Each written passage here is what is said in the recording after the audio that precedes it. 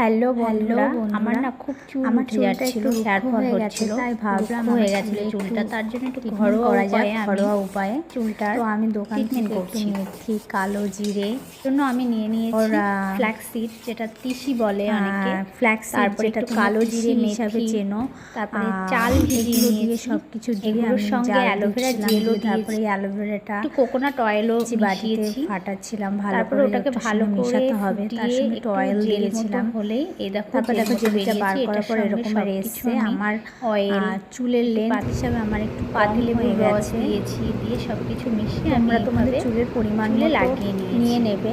তো আমার আমি চুলের লেন্থ হিসাবে লাগিয়ে নিলাম, কম নিয়ে হয়ে গেছিলো, বেশ প্রথমবার 8 করেছি, ঘন্টা বুঝতে পারিনি, 40 মিনিট মতো পরের বার করলে ভালো রেখে দেওয়ার পরে আমি পরিমাণটা বেশি দিয়ে করবো। ঠান্ডা জল দিয়ে তো এইভাবে লাগিয়ে তারপরে নিয়েছিলাম আমি, শ্যাম্পু করে নিয়েছিলাম। আমি যে স্কাল্পে ভালো করে শ্যাম্পুটা চুলটাতে ভালো করে লাগিয়ে নিয়ে তারপরে এইভাবে রেখে আমি প্রায় আধ ঘন্টা 40 আমি আমার মিনিট কাজ রেখে করছিলাম। আমি তারপরে নর্মাল জল পরে দিয়ে শ্যাম্পু আমি করার পরে ব্যবহার করি চুলটা সেটা খুবই দিয়ে সুন্দর করে হয়েছে।